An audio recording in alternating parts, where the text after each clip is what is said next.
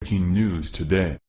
Please subscribe and then check notification box to get all breaking news alerts. While the entire nation is focused on President Trump's former campaign chairman, Paul Manafort, the commander-in-chief hasn't broken stride, and rightfully so. He's been quietly and diligently working at one massive mission he's secretly been on outside the public eye, and now an exceptionally key person is in custody. It's fair to say that from here, things are about to get really bad for certain people who have already been under a heaping dose of scrutiny. Now, their secrets are second from coming out, and interrogation as long-awaited justice is finally within reach.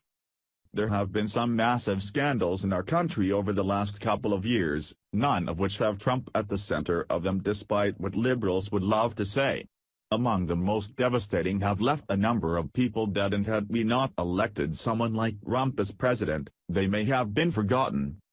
Hillary Clinton has been tied to a lot of sudden and suspicious deaths stemming from what people knew and were insistent on exposing about her.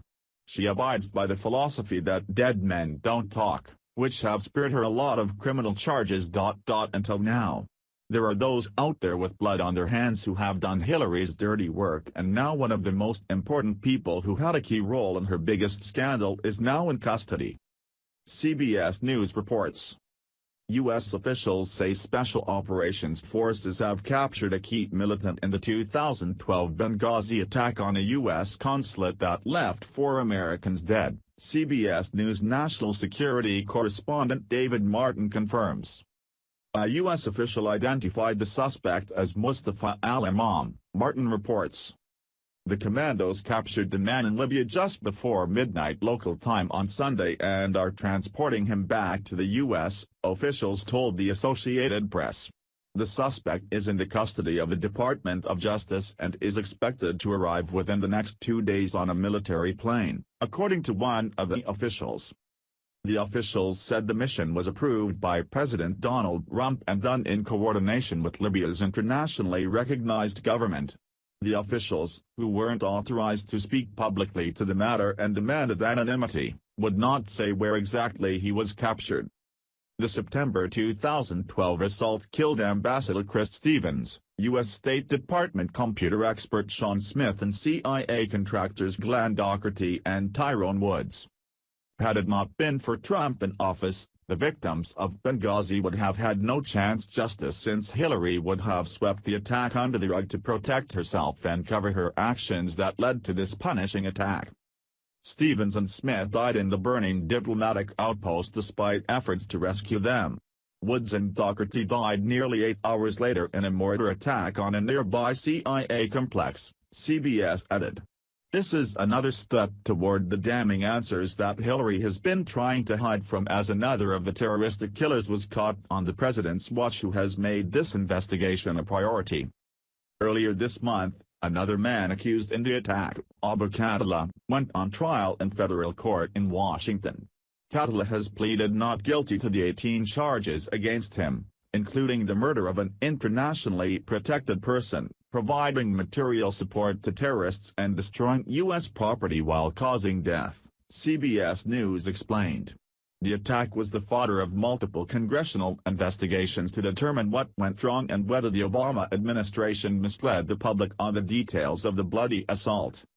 Initial accounts provided by administration officials, notably former U.S. Ambassador to the United Nations Susan Rice, said the attack had grown out of a protest against an anti-Muslim internet film. Later, the administration said it was a planned terrorist attack.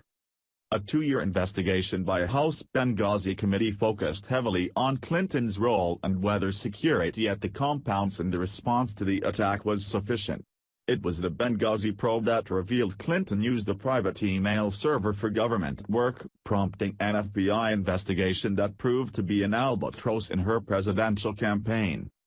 This comes at the start of a new week for Hillary, who had a particularly rough weekend when her crimes stacking up against her, particularly after she was suspected in the death of another victim and the ever-increasing body count covered in her fingerprints. Information hounds have their paws deep in the dirt as they dig up ghosts of Hillary Clinton's past and search for any and all evidence linking her to the death of a prominent figure in American history. Truth seekers look for evidence that could lead to her to indictment and incarceration, but those who seek are coming up with mixed results. The hottest trending controversial conspiracy slithers back into relevancy in the wake of JFK's classified files being released, even though numerous items were redacted. This theory plots Hillary Clinton against JFK Jr. and suggests that she's directly, or indirectly, responsible for the plane crash that left JFK Jr. and 2 others dead, thus paving the way for Clinton to win an easy seat in the Senate and further her career. Look back to 1999 when numerous New York residents fancied JFK Jr. the front-runner in the Senate election taking place in the year 2000. A young charismatic man like his father, JFK Jr. would have had an easy victory over Hillary Clinton if he had run for Senate in 2000, but any possibility of him entering into the election was halted mid-air with the crash of the aircraft he was in. A midnight flight and an unfortunate demise of a budding personality who could have carried on the legacy of his father had it not been for that harrowing flight that ended it all. Many sources say JFK Jr. was not 100% set on running for Senate, but if he did, it would have been an overwhelming victory. Sources like your Newswire point to Hillary Clinton as the reason JFK Jr.'s plane exploded and crashed. The website suggests that Hillary had no intention of returning to Arkansas and her only goal was to win a seat in the New York Senate, no matter what it took.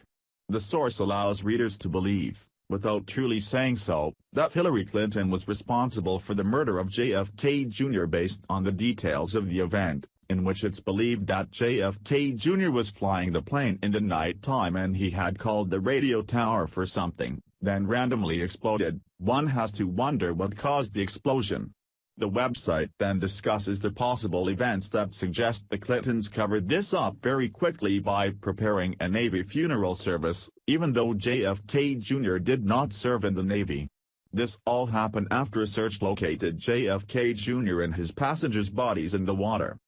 Whether that death is proven to be connected to the Clintons or not, there's no denying the part that Hillary played in Benghazi. Now, one of the terrorists doing the killing just might provide clues, but at least will be held accountable in a way that Barack Obama or Hillary Clinton would have never done.